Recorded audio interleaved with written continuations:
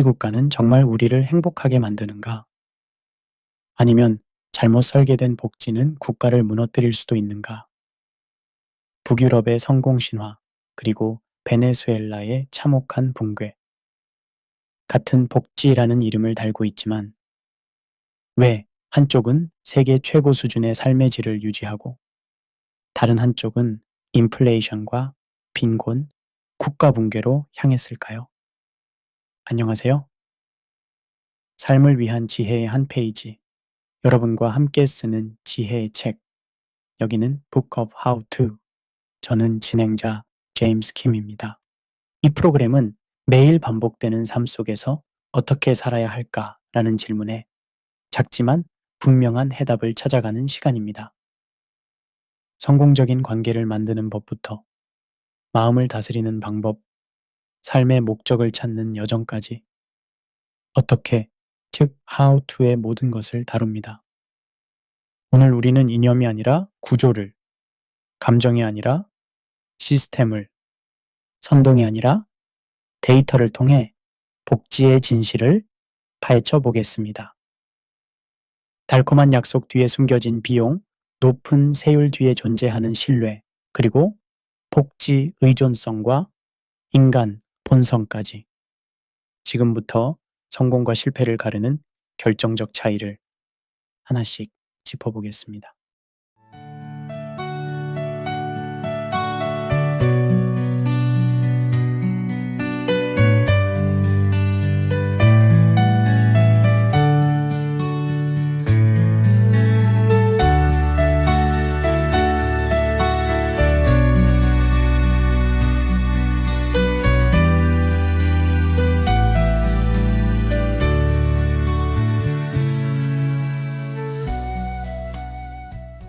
복지국가의 진실. 성공과 실패를 가르는 결정적 차이. 안녕하세요, 소중한 청취자 여러분. 오늘 여러분과 함께 나누고자 하는 이야기는 우리가 흔히 꿈꾸는 복지국가의 진실에 관한 것입니다. 북유럽 국가들의 화려한 복지 시스템을 보며 우리나라도 저렇게 되면 좋겠다고 생각해 보신 적 있으실 겁니다. 무상교육, 무상의료, 넉넉한 연금, 마치 지상낙원 같아 보이죠. 하지만 세상에 공짜는 없습니다. 더 정확히 말하면 누군가는 반드시 그 대가를 치러야 한다는 것입니다. 베네수엘라를 한번 살펴보시죠. 불과 20년 전만 해도 남미에서 가장 부유한 국가 중 하나였습니다. 석유라는 검은 황금이 쏟아져 나오는 땅에서 정부는 국민들에게 온갖 무상 혜택을 약속했습니다. 무상교육, 무상의료, 무상 식료품까지. 국민들은 환호했고 차베스라는 지도자는 영웅이 되었습니다. 그런데 지금의 베네수엘라는 어떻습니까? 의사들이 택시 운전을 하고 교수들이 국경을 넘어 도망가며 어머니들이 아이에게 줄 분유를 구하지 못해 절망하는 나라가 되었습니다. 인플레이션은 100만%를 넘어섰고 국민의 4분의 3이 빈곤층으로 전락했습니다. 여기서 약간의 냉소적 관점을 덧붙이자면 정치인들이 복지라는 단어를 입에 올릴 때 가장 조심해야 할 때입니다. 왜냐하면 그들에게 복지는 종종 표를 얻기 위한 수단일 뿐이기 때문입니다.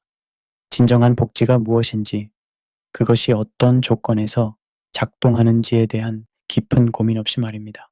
이 시간을 통해 우리는 복지국가의 성공과 실패를 가르는 결정적 차이가 무엇인지 탐구해 보겠습니다. 북유럽의 성공 사례와 남미의 참담한 실패 사례를 비교하며 대한민국이 나아갈 방향에 대해서도 함께 생각해 보겠습니다. 복지는 단순히 돈을 나누어 주는 것이 아닙니다. 그것은 한 사회의 철학이자 설계이며 그 사회 구성원들의 도덕적 수준과 제도적 성숙도를 반영하는 거울입니다. 스웨덴, 노르웨이, 핀란드, 이 이름들을 들으면 무엇이 떠오르십니까? 아마도 완벽한 복지 시스템, 행복한 국민들, 그리고 높은 삶의 질일 것입니다. 하지만 이런 성공 뒤에는 우리가 잘 모르는 혹은 알고 싶어 하지 않는 조건들이 숨어 있습니다. 첫 번째 조건은 바로 극도로 높은 세율에 대한 국민적 합의입니다. 스웨덴의 최고 소득세율은 55%를 넘습니다. 우리나라로 치면 월급의 절반 이상을 세금으로 내는 것입니다. 그런데 놀라운 것은 스웨덴 국민들이 이를 기꺼이 받아들인다는 것입니다. 왜 그럴까요? 바로 국가에 대한 절대적 신뢰 때문입니다. 스웨덴 국민들은 자신들이 낸 세금이 헛되이 쓰이지 않는다는 것을 확신합니다. 부패는 거의 존재하지 않고 정부의 투명성은 세계 최고 수준입니다. 두 번째 조건은 강력한 노동윤리와 사회적 책임감입니다. 북유럽 국가들에서는 복지 혜택을 받으면서도 일하지 않는 것을 극도로 부끄러워합니다. 복지는 일시적인 도움일 뿐 궁극적으로는 자립해야 한다는 문화가 뿌리 깊게 자리 잡고 있습니다. 핀란드의 교육 시스템을 예로 들어보겠습니다. 핀란드는 유아기부터 대학까지 완전 무상교육을 실시합니다. 하지만 이는 단순히 돈을 지원하는 것이 아닙니다. 개별 학생마다 맞춤형 멘토링 시스템이 운영되고 낙오자가 생기지 않도록 세심하게 관리합니다. 여기에는 엄청난 인적, 물적 자원이 투입됩니다. 세 번째 조건은 동질적인 사회 구조입니다. 북유럽 국가들은 상대적으로 인구가 적고 문화적 동질성이 높습니다. 스웨덴의 인구는 우리나라의 5분의 1 수준입니다. 이런 환경에서는 사회적 합의를 이루기가 훨씬 쉽습니다. 여기서 약간의 냉소적 관점을 덧붙이자면 북유럽 모델을 찬양하는 사람들은 종종 이런 조건들은 무시한 차에 결과만 부러워합니다. 마치 운동선수의 금메달만 보고 그가 매일 새벽 5시에 일어나 피땀 흘려 훈련한 과정은 보지 않는 것과 같습니다. 네 번째 조건은 장기적 관점의 정책, 일관성입니다. 북유럽의 복지 시스템은 하루아침에 만들어진 것이 아닙니다. 수십 년에 걸쳐 점진적으로 발전시켜온 결과입니다. 정권이 바뀌어도 기본 틀은 유지되며 시행착오를 통해 지속적으로 개선되어 왔습니다. 마지막으로 강력한 법치주의와 제도적 견제가 있습니다. 북유럽 국가들은 권력의 남용을 막는 견제 장치가 매우 잘 발달되어 있습니다. 정치인들조차 법 앞에 예외가 없으며 부정부패에 대한 처벌은 가혹할 정도로 엄격합니다. 흥미로운 점은 이런 조건들이 서로 선순환 구조를 이룬다는 것입니다. 투명한 정부가 국민의 신뢰를 얻고 신뢰받는 정부가 높은 세율에 대한 동의를 이끌어내며 충분한 세수가 다시 양질의 공공 서비스로 돌아와 국민의 신뢰를 더욱 높이는 구조입니다. 하지만 이런 시스템도 완벽하지는 않습니다. 최근 북유럽 국가들도 이민자 증가, 고령화, 세계화로 인한 도전에 직면하고 있습니다. 특히 문화적 다양성이 증가하면서 기존의 사회적 합의가 흔들리는 조짐도 보이고 있습니다. 결국 북유럽의 성공은 특정한 역사적, 문화적, 제도적 조건들이 조화롭게 결합된 결과입니다. 이를 다른 국가에 그대로 이식하려는 시도는 마치 다른 사람의 옷을 입으려는 것과 같습니다. 겉보기엔 좋아 보여도 실제로는 맞지 않을 수 있다는 것이죠. 베네수엘라의 이야기는 복지가 어떻게 국가를 파멸로 이끌 수 있는지를 보여주는 가장 극명한 사례입니다. 1990년대까지만 해도 베네수엘라는 남미의 모범 국가였습니다.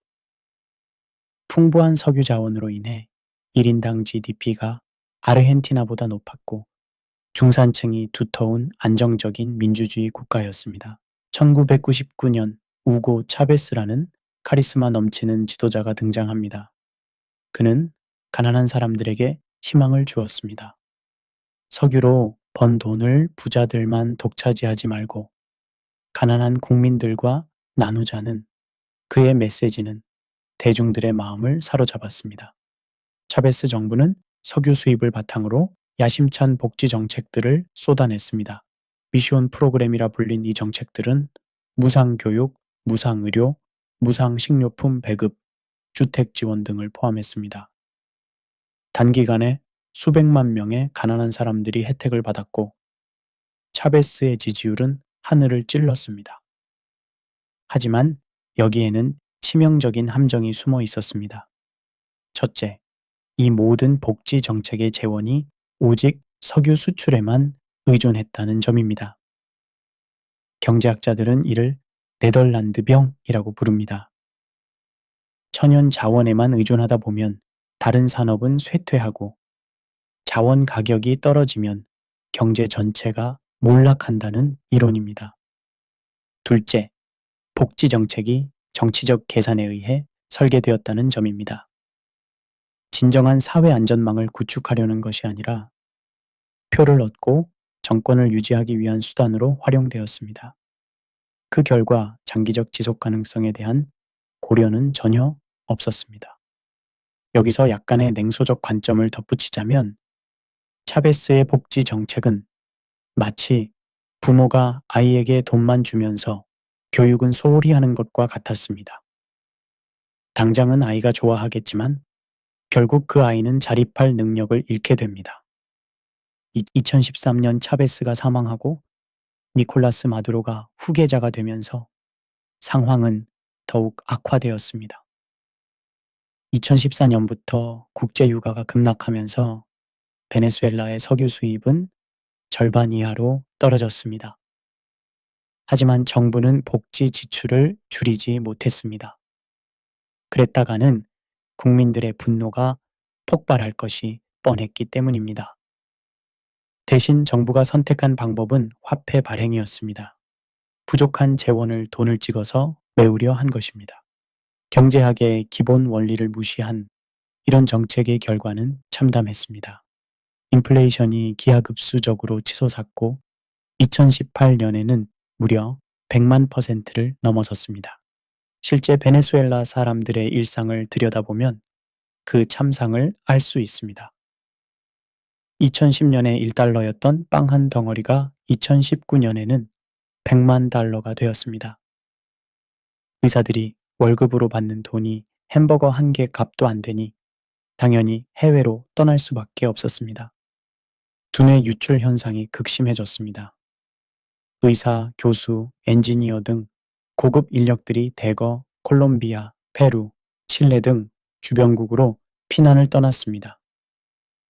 베네수엘라 의사들이 콜롬비아에서 택시 운전을 하고 베네수엘라 교수들이 페루에서 웨이터로 일하는 일이 흔해졌습니다. 의료 시스템도 완전히 붕괴했습니다. 한때 무상의료를 자랑했던 베네수엘라의 병원들은 이제 수술용 장갑도 없어서 의사들이 비닐봉지를 끼고 수술하는 상황까지 벌어졌습니다. 백신이 부족해서 한때 박멸되었던 디프테리아, 홍역 같은 질병들이 다시 창궐하기 시작했습니다. 교육 시스템 역시 마찬가지였습니다.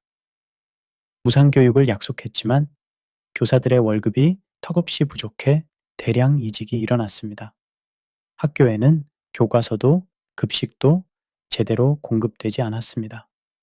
아이들이 영양실조로 쓰러지는 일이 빈발했습니다. 가장 아이러니한 점은 이 모든 상황에서도 정부는 여전히 사회주의 복지를 외쳤다는 것입니다. 마두로 정권은 경제 위기의 원인을 미국의 제재나 반정부 세력의 사보타주 탓으로 돌렸습니다. 자신들의 잘못된 정책에 대해서는 한 번도 인정하지 않았습니다. 베네수엘라의 비극은 복지가 포퓰리즘과 결합했을 때 어떤 결과를 낳는지를 적나라하게 보여줍니다. 진정한 복지는 국민들의 장기적 이익을 고려해야 합니다. 하지만 포퓰리즘적 복지는 오직 당장의 인기에만 집중합니다. 더 나아가 베네수엘라 사례는 제도의 중요성을 일깨워줍니다. 견제와 균형이 작동하지 않는 정치 시스템에서는 잘못된 정책이 수정되지 않고 계속 악화됩니다. 차베스와 마두로 정권은 언론을 통제하고 사법부를 장악하며 반대 세력을 탄압했습니다. 그 결과 정책 실패에 대한 피드백 메커니즘이 완전히 차단되었습니다. 베네수엘라의 교훈은 명확합니다. 복지는 지속 가능한 경제 성장과 건전한 정치 제도라는 토대 위에서만 꽃필 수 있다는 것입니다. 복지와 경제 성장의 관계는 경제학에서 가장 오래된 논쟁 중 하나입니다. 한쪽에서는 복지가 경제 성장을 촉진한다고 주장하고 다른 쪽에서는 경제 성장을 저해한다고 맞섭니다. 과연 진실은 무엇일까요? 먼저 복지가 경제 성장을 촉진한다는 주장을 살펴보겠습니다.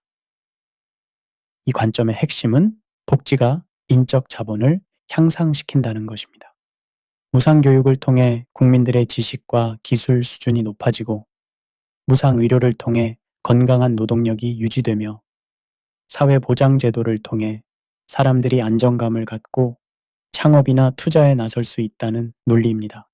실제로 북유럽 국가들은 높은 복지 수준과 함께 높은 경제 성장률을 보이고 있습니다. 스웨덴의 경우 1인당 GDP가 미국과 비슷한 수준이며 혁신지수에서는 세계 최상위권을 차지하고 있습니다. 스포티파이, 이케아, 볼보 같은 글로벌 기업들이 스웨덴에서 나온 것도 우연이 아닙니다. 하지만 복지가 경제 성장을 저해한다는 반대 주장도 만만치 않습니다. 이 관점의 핵심은 복지가 근로 유인을 감소시킨다는 것입니다.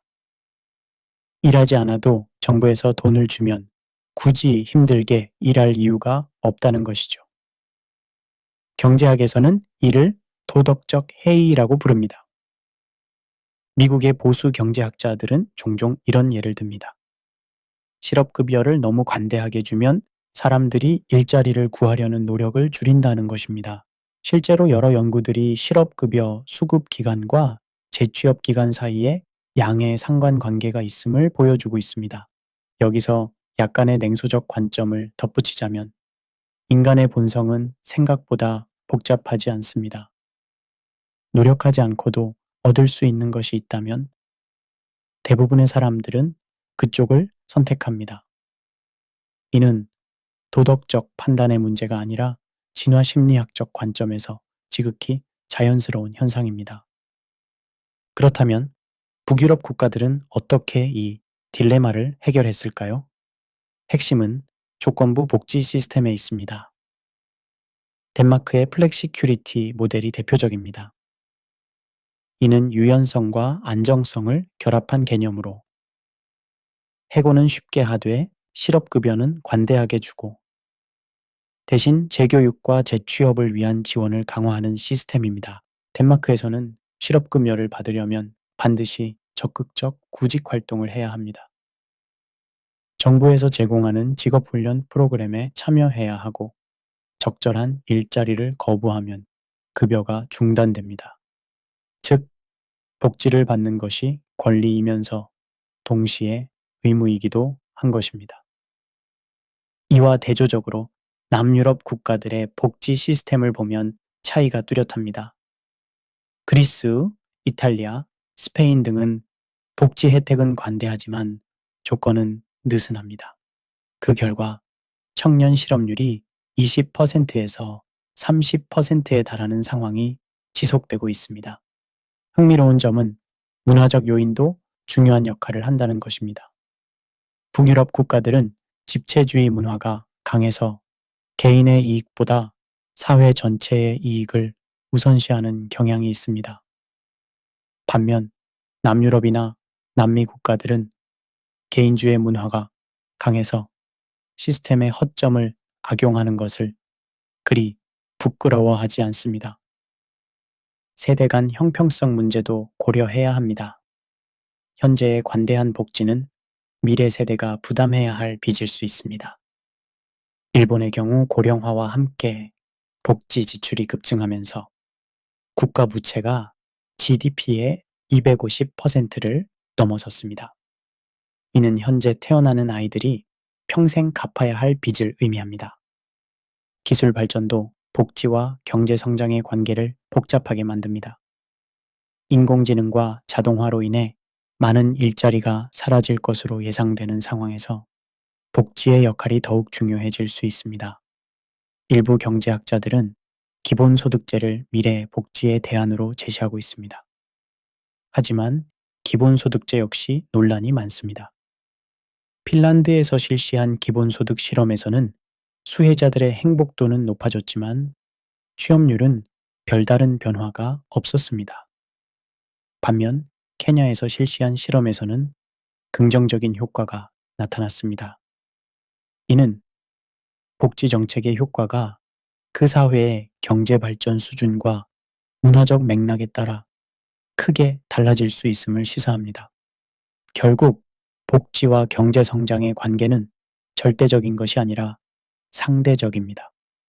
잘 설계된 복지 시스템은 경제 성장을 촉진할 수 있지만 잘못 설계된 복지 시스템은 경제 성장을 저해할 수 있습니다. 핵심은 균형입니다. 라포 곡선이라는 경제학 개념을 떠올려 보시면 이해가 쉬우실 겁니다.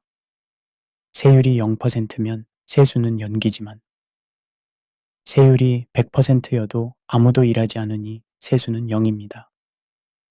최적의 세율은 그 사이 어딘가에 있습니다. 복지도 마찬가지입니다. 너무 적으면 사회 안전망 역할을 못하고 너무 많으면 경제 활력을 떨어뜨립니다. 세금을 적게 내고 복지는 많이 받고 싶다. 이는 아마도 모든 국민들의 솔직한 마음일 것입니다. 하지만 세상에 그런 무료 점심은 없습니다.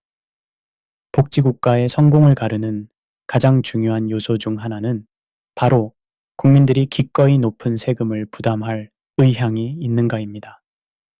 OECD 국가들의 조세 부담률을 보면 흥미로운 패턴을 발견할 수 있습니다. 복지 수준이 높은 국가일수록 조세 부담률도 높습니다.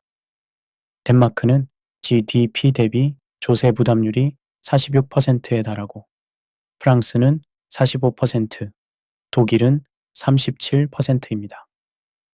반면 미국은 27%, 우리나라는 27.4%입니다. 그런데 여기서 핵심적인 질문이 나옵니다. 왜 어떤 나라 국민들은 높은 세금을 기꺼이 부담하고 어떤 나라 국민들은 세금 인상에 강력히 반발할까요? 답은 정부에 대한 신뢰에 있습니다. 신뢰의 경제학을 살펴보겠습니다. 노벨 경제학상 수상자인 케네스 에로우는 신뢰의 부족은 경제 후진성의 중요한 원인이라고 말했습니다. 정부를 신뢰하지 못하는 국민들은 세금을 회피하려 하고 그 결과 정부의 재정 능력이 떨어지며 공공서비스의 질이 낮아지고 이는 다시 국민들의 불신을 키우는 악순환을 만듭니다. 북유럽 국가들의 높은 사회 신뢰도는 세계적으로 유명합니다.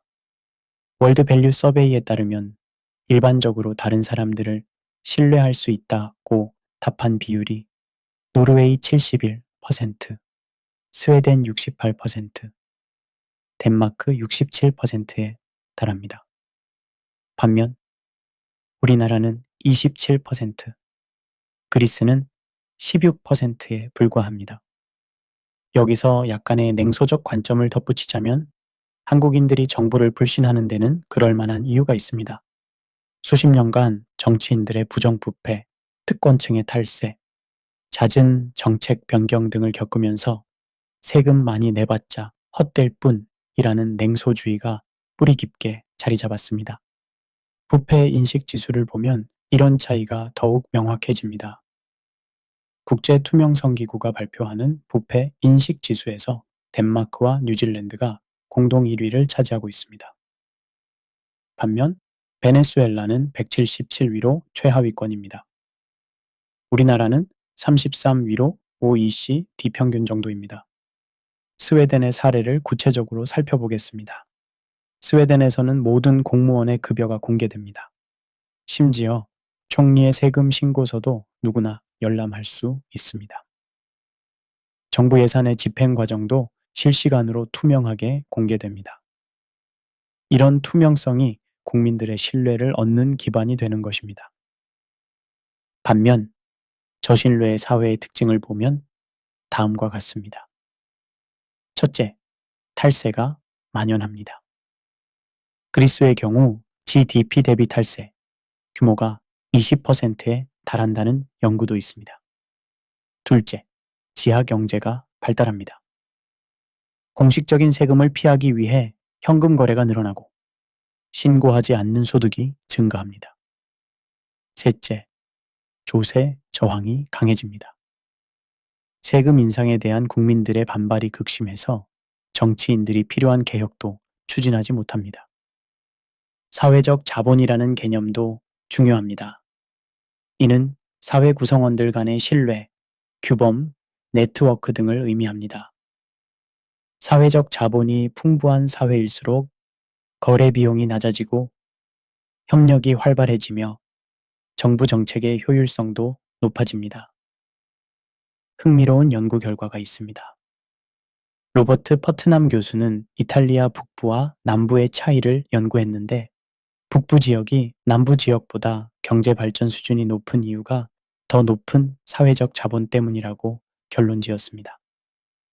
북부 지역은 중세시대부터 자치도시 전통이 있어서 시민들의 참여의식과 상호 신뢰가 높았던 반면 남부 지역은 오랫동안 봉건제해서 수직적 지배관계에 익숙했다는 것입니다. 문화적 요인도 무시할 수 없습니다.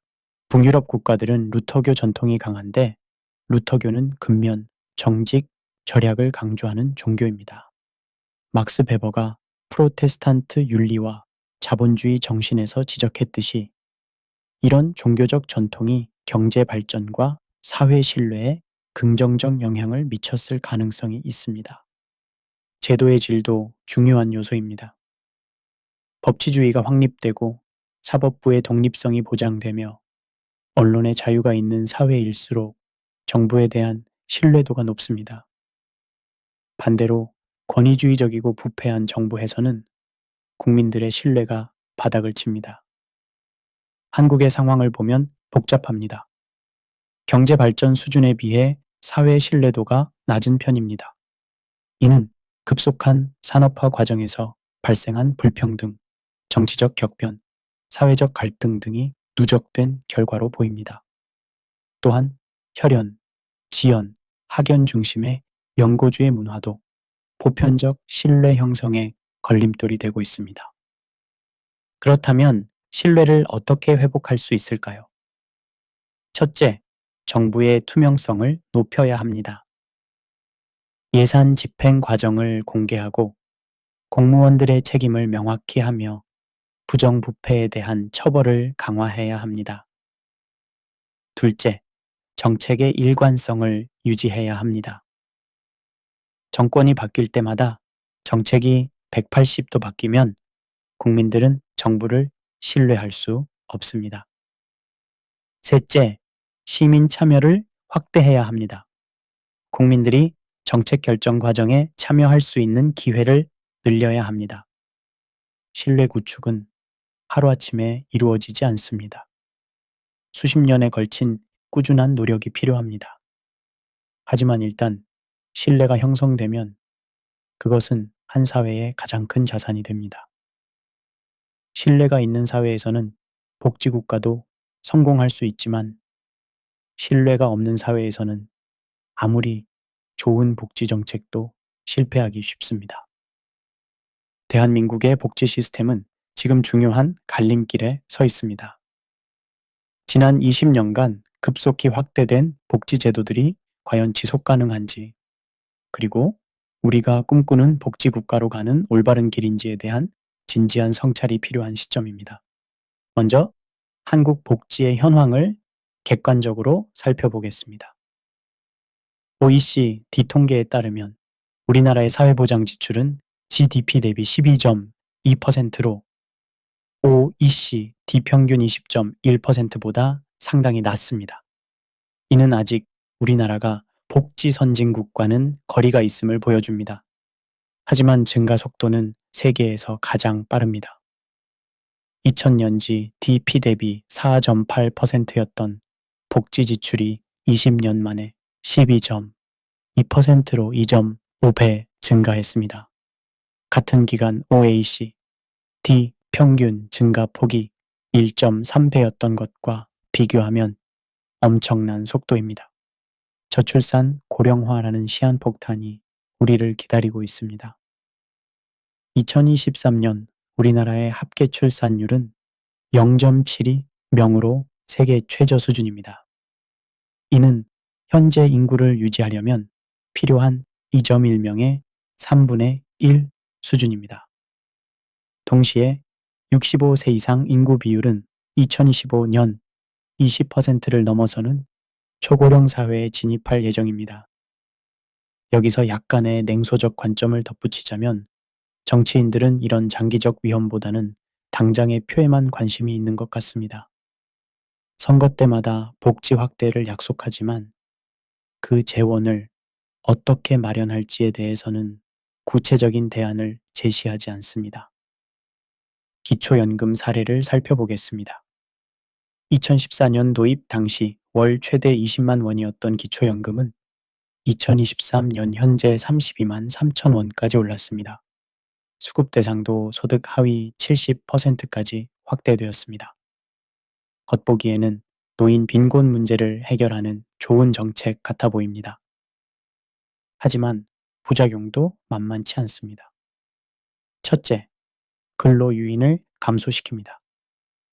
60대 초반의 사람들이 소득이 있으면 기초연금을 받지 못하니까 일부러 소득을 줄이거나 신고하지 않는 경우가 늘어나고 있습니다. 둘째, 세대 간 형평성 문제입니다. 현재 2030 세대는 기초연금을 위해 세금을 내지만 정작 자신들이 노인이 되었을 때 같은 혜택을 받을 수 있을지 불확실합니다. 국민연금의 문제는 더욱 심각합니다. 현재 국민연금 적립금은 900조 원 규모로 세계 3위입니다. 하지만 정부 추계에 따르면 2057년경에 고갈될 예정입니다. 저출산으로 보험료를 내는 사람은 줄어들고 고령화로 연금을 받는 사람은 늘어나는 구조적 문제 때문입니다. 건강보험 역시 지속 가능성에 의문이 제기되고 있습니다. 고령화로 의료비 지출이 급증하는 가운데 보험료 인상에는 한계가 있습니다. 특히 중증 질환 환자들의 본인 부담금을 줄여주는 정책들이 계속 확대되면서 재정 부담이 가중되고 있습니다. 보편적 복지 대비 선별적 복지 논쟁도 첨예합니다. 진보 진영에서는 모든 국민이 복지 혜택을 받아야 한다는 보편적 복지를 주장하고 보수 진영에서는 정말 필요한 사람에게만 집중해야 한다는 선별적 복지를 주장합니다. 무상급식 논쟁을 기억하시나요? 2010년 지방선거의 핵심 쟁점이었습니다. 진보 교육감들은 모든 학생에게 무상급식을 제공하자고 했고 보수 진영은 저소득층에게만 지원하자고 했습니다. 결과적으로는 무상급식이 전국으로 확산되었지만 그 재원 마련을 위해 다른 교육 예산이 삭감되는 부작용도 있었습니다. 청년 정책의 한계도 지적해야 합니다. 청년 취업 지원, 청년 주택 지원, 청년 창업 지원 등 수많은 청년 정책들이 쏟아져 나오고 있지만 정작 청년들의 체감도는 낮습니다. 왜냐하면 이런 정책들이 근본적인 문제인 일자리 부족이나 주택 가격 상승을 해결하지 못하기 때문입니다.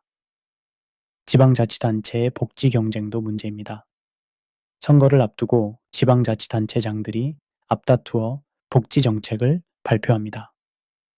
출산 장려금, 청년수당, 노인 일자리 등 온갖 명목의 현금 지원 정책들이 난립하고 있습니다. 하지만 이런 정책들의 효과는 제한적이고 재정 부담만 가중시키는 경우가 많습니다. 복지 사각지대 문제도 여전히 심각합니다. 소득이 기준선을 조금만 넘어도 모든 혜택을 받지 못하는 절벽 효과가 나타납니다. 또한 신청주의 원칙 때문에 정보에 어둡거나 신청 능력이 부족한 사람들은 혜택에서 배제됩니다. 복지 전달 체계의 비효율성도 문제입니다. 비슷한 성격의 복지 서비스가 여러 부처에서 중복 제공되고 신청 절차는 복잡하며 담당 공무원들조차 제도를 제대로 파악하지 못하는 경우가 있습니다. 그렇다면 한국형 복지의 미래는 어떻게 설계되어야 할까요?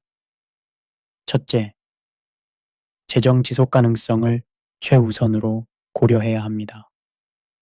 현재의 복지 확대 속도를 유지하면서 저출산 고령화를 감당하기는 불가능합니다. 냉정한 우선순위 설정이 필요합니다. 둘째, 근로 유인을 강화해야 합니다. 복지 혜택이 일하지 않는 것에 대한 보상이 되어서는 안 됩니다. 일할 수 있는 사람은 일하고, 일할 수 없는 사람을 돕는다는 원칙을 명확히 해야 합니다. 셋째, 효율성을 높여야 합니다. 복지 전달 체계를 통합하고 중복을 제거하며 디지털 기술을 활용해 행정 비용을 줄여야 합니다. 정치적 리더십이 가장 중요합니다. 국민들에게 달콤한 약속만 하는 것이 아니라 복지의 현실과 한계에 대해 솔직히 말할 수 있는 용기가 필요합니다. 단기적 인기보다는 장기적 지속 가능성을 고려하는 정치인들이 나와야 합니다. 복지국가를 논할 때 빼놓을 수 없는 것이 바로 문화적 차이입니다. 같은 서구 문명권이라 해도 미국과 유럽은 복지에 대해 완전히 다른 철학을 가지고 있습니다. 이런 차이는 어디서 비롯되었을까요? 미국식 개인주의의 뿌리를 이해하려면 미국의 건국 과정을 살펴봐야 합니다. 미국은 유럽의 종교적 박해와 정치적 억압을 피해온 이민자들이 세운 나라입니다. 이들에게 정부는 믿을 수 없는 존재였고 오직 개인의 능력과 노력만이 믿을 만한 것이었습니다. 프론티어 정신도 중요한 요소입니다. 서부 개척 시대의 개척민들은 정부의 도움 없이 스스로의 힘으로 살아남아야 했습니다. 이런 경험이 개인의 자립과 책임을 강조하는 문화를 만들어냈습니다. 실제로 미국인들의 복지에 대한 인식을 보면 이런 문화적 배경이 그대로 반영되어 있습니다. 퓨 리서치 센터의 조사에 따르면 정부가 모든 국민의 기본적인 삶을 보장해야 한다. 고 답한 미국인은 23%에 불과했습니다. 반면 독일은 89%, 프랑스는 86%였습니다. 여기서 약간의 냉소적 관점을 덧붙이자면 미국의 개인주의는 종종 사회적 다윈주의로 왜곡되기도 합니다. 가난한 것은 개인의 책임이니까 정부가 도울 필요 없다. 는 식의 냉혹한 논리로 이어지는 것입니다. 미국의 의료보험 시스템이 대표적인 예입니다. 미국은 선진국 중 유일하게 국민건강보험이 없는 나라입니다. 대신 민간보험에 의존하는데 그 결과 의료비가 세계에서 가장 비쌉니다. 맹장 수술비가 수천만 원을 넘나들고 구급차 한 번 타는데 수백만 원이 듭니다. 오바마 대통령이 오바마 케어를 도입할 때도 엄청난 정치적 저항에 부딪혔습니다. 정부가 개인의 의료를 관리하는 것은 사회주의라는 비판이 쏟아졌습니다. 실제로 오바마 케어는 우리나라의 국민건강보험에 비하면 매우 제한적인 제도임에도 불구하고 말입니다. 반면 유럽식 집체주의는 완전히 다른 철학에 기반합니다. 유럽은 오랜 세월 왕정과 귀족제해서 계급사회를 경험했습니다. 이런 경험을 통해 개인의 노력만으로는 사회적 불평등을 극복하기 어렵다는 인식이 생겨났습니다. 사회민주주의의 발달도 중요한 요소입니다. 19세기 말부터 20세기 초에 걸쳐 유럽에서는 노동운동이 활발했고 이를 통해 사회 전체의 연대라는 개념이 확산되었습니다. 두 차례의 세계대전도 유럽인들의 사고에 큰 영향을 미쳤습니다. 전쟁의 참혹함을 경험한 유럽인들은 개인의 안전과 생존이 사회 전체의 안정에 달려 있다는 것을 깨달았습니다. 전후 복구 과정에서도 정부의 역할이 중요했습니다. 독일의 사회보장 제도를 보면 이런 철학이 잘 드러납니다. 독일은 세계 최초로 사회보험 제도를 도입한 나라입니다. 1883년 비스마르크가 도입한 질병보험이 그 시작이었습니다. 당시 비스마르크의 목적은 사회주의 세력의 확산을 막는 것이었지만 결과적으로는 현대 복지국가의 모델이 되었습니다. 독일에서는 연대의 원칙이 매우 중요합니다. 건강한 사람이 아픈 사람을 돕고 젊은 사람이 노인을 돕고 고소득자가 저소득자를 돕는다는 개념입니다. 이는 단순히 정부 정책이 아니라 사회 전체가 공유하는 가치입니다. 프랑스의 경우는 또 다른 특징을 보입니다. 프랑스는 공화주의 전통이 강해서 국가가 국민의 복지를 책임져야 한다는 인식이 뿌리 깊습니다. 프랑스 혁명 이후 자유, 평등, 박애라는 이념이 사회 전반에 자리 잡았고 이것이 복지국가의 철학적 기반이 되었습니다. 그런데 흥미로운 점은 경제적 성과 면에서 두 모델 간의 차이가 그리 크지 않다는 것입니다.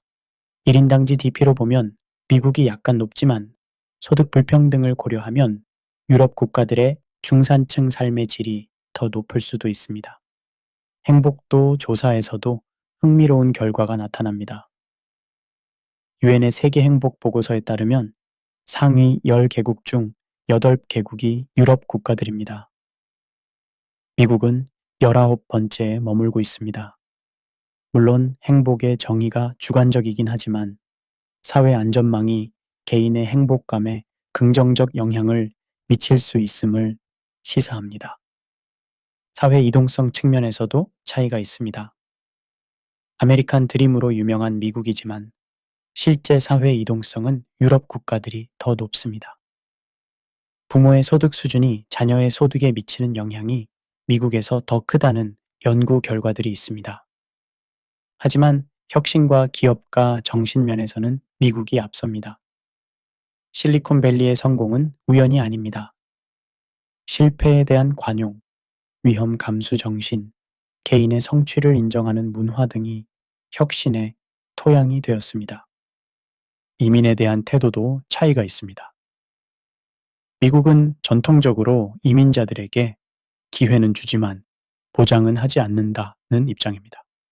반면 유럽은 이민자들에게도 상당한 수준의 사회보장을 제공합니다. 최근 유럽의 난민 위기는 이런 관대한 복지 시스템이 오히려 부담이 될 수 있음을 보여주었습니다. 코로나19 대응에서도 두 모델의 차이가 드러났습니다. 유럽 국가들은 강력한 봉쇄 조치와 함께 광범위한 경제적 지원을 제공했습니다. 반면 미국은 개인의 자유를 더 중시하면서도 경제적 지원은 상대적으로 제한적이었습니다. 복지국가 논의에서 가장 불편하지만 피할 수 없는 주제가 바로 복지 의존성입니다. 복지가 사람들을 게으르게 만든다는 주장에 대해 많은 사람들이 불쾌해하지만 이를 감정적으로 부정하기보다는 과학적으로 접근해 볼 필요가 있습니다. 진화 심리학적 관점에서 보면 인간은 에너지를 절약하려는 본능을 가지고 있습니다. 수만 년간 먹을 것이 부족한 환경에서 살아남기 위해 불필요한 에너지 소비를 피하도록 진화했기 때문입니다. 따라서 노력하지 않고도 생존에 필요한 자원을 얻을 수 있다면 그쪽을 선택하는 것이 자연스럽습니다. 이는 도덕적 판단의 문제가 아닙니다. 마치 우리가 단 음식을 좋아하는 것이 도덕적으로 나쁜 것이 아니라 진화적 적응의 결과인 것처럼 말입니다. 문제는 현대의 복지 시스템이 때로는 이런 인간 본성과 충돌할 수 있다는 점입니다. 실업급여와 구직 행동에 관한 연구들을 살펴보겠습니다. 노벨 경제학상 수상자인 데일 모텐센의 연구에 따르면 실업급여 수급 기간이 늘어날수록 구직 활동의 강도가 떨어지는 경향이 있습니다. 특히 급여 종료일이 가까워질수록 구직 활동이 급격히 늘어나는 패턴을 보입니다. 여기서 약간의 냉소적 관점을 덧붙이자면 이는 우리 모두가 경험하는 인간적인 현상입니다. 마감 기한이 있어야 일을 하게 되는 것처럼 무한정 지원이 보장되면 급박함을 느끼지 못하는 것입니다. 미국의 생활보호제도 변화 사례는 시사하는 바가 큽니다. 1996년 클린턴 대통령은 복지개혁법을 통해 생활보호급여에 시간 제한을 두었습니다. 평생 총 5년을 넘길 수 없고 연속으로는 2년까지만 받을 수 있도록 했습니다. 또한 일할 수 있는 사람은 반드시 구직 활동이나 직업 훈련에 참여해야 한다는 조건을 붙였습니다. 결과는 놀라웠습니다. 복지 수급자 수가 절반 이하로 줄어들었고 많은 사람들이 일자리를 찾았습니다. 물론 일부는 더 어려운 상황에 처했지만 전체적으로는 긍정적인 효과가 나타났습니다. 영국의 사례도 흥미롭습니다. 영국에서는 한때 실업급여를 무기한 받을 수 있었습니다. 그 결과 세대를 이어 실업급여에 의존하는 가정들이 생겨났습니다. 아버지가 실업급여를 받고 그 아들도 실업급여를 받고 손자도 실업급여를 받는 시기였습니다. 이런 문제를 해결하기 위해 영국은 유니버설 크레딧 제도를 도입했습니다. 기존의 복잡한 복지 제도들을 통합하고 일을 시작하면 급여가 단계적으로 줄어들도록 설계했습니다. 기존에는 일을 시작하면 복지 혜택을 모두 잃어서 오히려 손해였지만 새 제도에서는 일할수록 총소득이 늘어나도록 했습니다. 복지 의존성은 복잡한 문제입니다. 단순히 게으르다고 비난하거나 인간의 존엄성을 들어 무조건 옹호할 일이 아닙니다. 인간 본성을 이해하고 그에 맞는 제도를 설계하는 것이 필요합니다. 결국 복지의 목표는 사람들을 평생 부양하는 것이 아니라 그들이 자립할 수 있도록 돕는 것이어야 합니다. 물고기를 주는 것이 아니라 물고기 잡는 법을 가르치는 것처럼 말입니다. 앞서 우리는 복지국가의 성공과 실패 사례들을 살펴보았습니다. 이제 그 교훈들을 바탕으로 지속 가능한 복지 시스템이 갖춰야 할 조건들을 정리해 보겠습니다. 첫 번째 조건은 재정적 지속 가능성입니다. 아무리 좋은 복지 제도라도 돈이 떨어지면 유지할 수 없습니다. 베네수엘라의 비극이 바로 이를 보여줍니다. 지속 가능한 복지를 위해서는 다각화된 재원 확보가 필수입니다. 북유럽 국가들을 보면 석유 수입에만 의존하지 않습니다. 노르웨이는 석유 부국이지만 석유 수입의 상당 부분을 국부펀드에 적립하고 있습니다. 현재 노르웨이 국부펀드 규모는 1조 5천억 달러로 세계 최대입니다. 이는 현재 세대가 미래 세대를 위해 저축하는 것입니다. 조세 기반의 다양성도 중요합니다. 소득세, 법인세, 부가가치세, 재산세 등 다양한 세목을 통해 세수를 확보해야 합니다. 특정 세목에만 의존하면 경제 상황 변화에 취약해집니다. 두 번째 조건은 인구학적 균형입니다. 복지국가는 젊은 세대가 노인 세대를 부양하는 구조입니다. 따라서 출산율이 너무 낮으면 시스템이 무너집니다. 합계 출산율 2.1명이 인구 유지를 위한 최소 기준인데 대부분의 선진국이 이에 못 미치고 있습니다. 여기서 약간의 냉소적 관점을 덧붙이자면 정치인들은 출산 장려금 같은 단기 처방에만 매달릴 뿐 근본적인 구조 개혁은 회피하고 있습니다. 진정한 출산 정책은 사회 전체의 시스템 변화를 요구하는데 이는 정치적으로 부담스럽기 때문입니다. 이민 정책도 인구학적 균형과 직결됩니다. 캐나다, 호주 같은 나라들은 적극적인 이민 정책을 통해 인구 감소 문제를 해결하고 있습니다. 하지만 이민은 사회적 갈등을 야기할 수도 있어서 신중한 접근이 필요합니다. 세 번째 조건은 경제적 활력입니다. 복지는 경제 성장의 결과물이지 원인이 아닙니다. 경제가 성장하지 않으면 복지를 위한 재원도 생기지 않습니다. 따라서 복지 정책과 경제 정책은 조화를 이뤄야 합니다. 혁신과 생산성 향상이 핵심입니다. 단순히 재분배만으로는 한계가 있습니다. 파이 자체를 키워야 모든 사람이 더 큰 조각을 나눠 가질 수 있습니다. 교육, 연구개발, 인프라 투자 등이 장기적으로 경제 성장을 뒷받침합니다. 노동시장의 유연성도 필요합니다.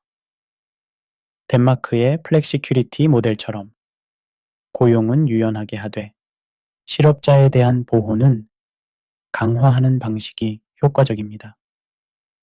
경직된 노동시장은 청년 실업을 늘리고 경제 활력을 떨어뜨립니다. 네 번째 조건은 제도적 품질입니다. 북유럽 국가들의 성공 비결 중 하나는 낮은 부패 수준입니다. 부패가 만연하면 복지 예산이 새어나가고 국민들의 신뢰도 떨어집니다. 투명성과 책임성을 확보하는 것이 중요합니다.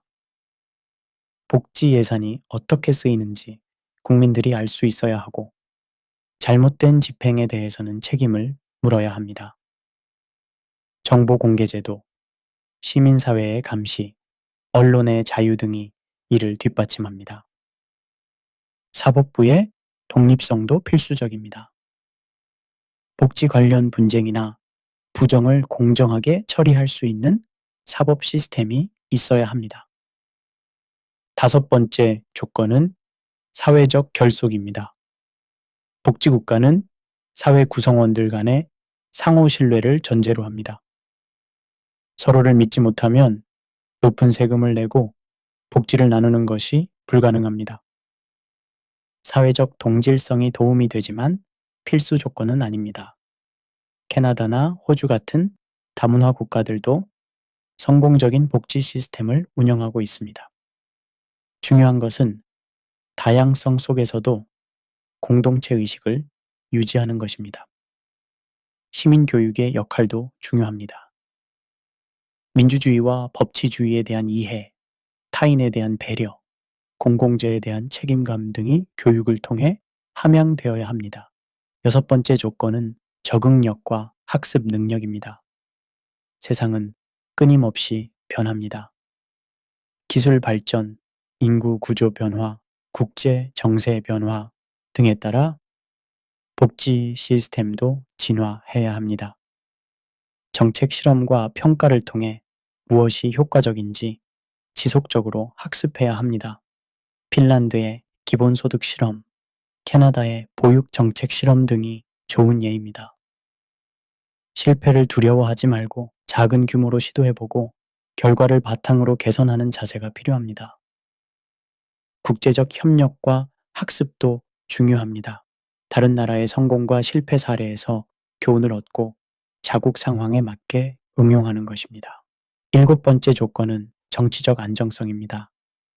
복지제도는 장기적 관점에서 설계되고 운영되어야 합니다. 정권이 바뀔 때마다 정책이 180도 바뀌면 제도에 대한 신뢰가 떨어지고 효과도 반감됩니다. 초당적 합의를 이루는 것이 이상적이지만 현실적으로는 어렵습니다. 최소한 정책의 연속성을 유지할 수 있는 제도적 장치가 필요합니다. 여덟 번째 조건은 기술적 역량입니다. 현대의 복지 시스템은 매우 복잡합니다. 이를 효율적으로 운영하려면 디지털 기술의 활용이 필수적입니다. 에스토니아의 전자정부 시스템이 좋은 예입니다. 복지 신청부터 지급까지 모든 과정이 온라인으로 처리되고 중복 지급이나 부정 수급을 자동으로 걸러냅니다. 행정 비용은 줄이고 서비스 질은 높이는 효과가 있습니다. 데이터 분석 능력도 중요합니다. 빅데이터와 인공지능을 활용해 복지 정책의 효과를 실시간으로 모니터링하고 개선점을 찾아낼 수 있습니다. 마지막으로 철학적 기반이 중요합니다.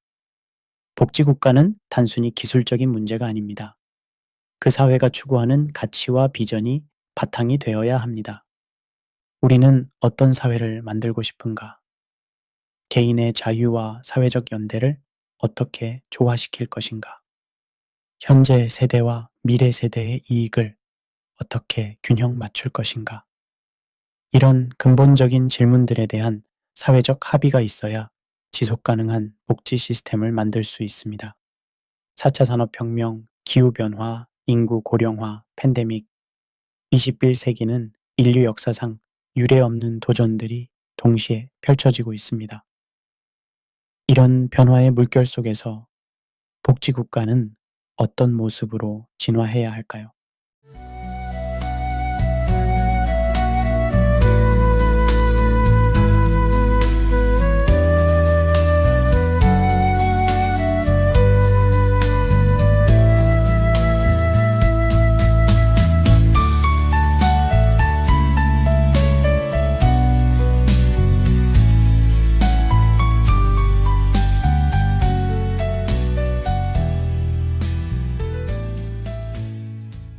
오늘 우리는 복지국가의 빛과 그림자를 모두 살펴보았습니다. 복지는 선이 아닙니다. 악도 아닙니다. 그것은 설계의 문제입니다. 신뢰가 없는 곳에서 복지는 무너지고 책임이 없는 곳에서 복지는 타락하며 지속 가능성이 없는 곳에서 복지는 붕괴합니다. 반대로 투명한 제도, 건전한 재정, 높은 사회적 신뢰, 그리고 자립을 돕는 구조가 갖춰진다면 복지는 한 사회를 더 단단하게 만드는 힘이 됩니다. 우리는 감정적으로 선택할 것인가? 아니면 구조를 이해하고 설계할 것인가? 복지의 미래는 정치인의 약속이 아니라 시민의 성숙함에 달려 있습니다. 성경은 말합니다. 지혜로운 자는 집을 세우고 미련한 자는 자기 손으로 그것을 무너뜨리느니라. 국가도 마찬가지입니다. 지혜롭게 설계하면 번영하고 감정으로 운영하면 무너집니다. Book of How to는 여러분의 하루에 지혜의 한 줄기를 더해드리고자 매일 새로운 질문과 해답을 찾아 나아갑니다. 이 프로그램은 알파와 오메가 선교재단의 후원으로 함께합니다. 더 많은 내용이나 지난 라디오 방송을 다시 듣기 원하시는 분은 유튜브에서 Book of How to 제임스 킴을 검색하시면 됩니다. 생각이 깊어질수록 선택은 더 신중해집니다. 오늘도 지혜로운 하루 되십시오. 감사합니다.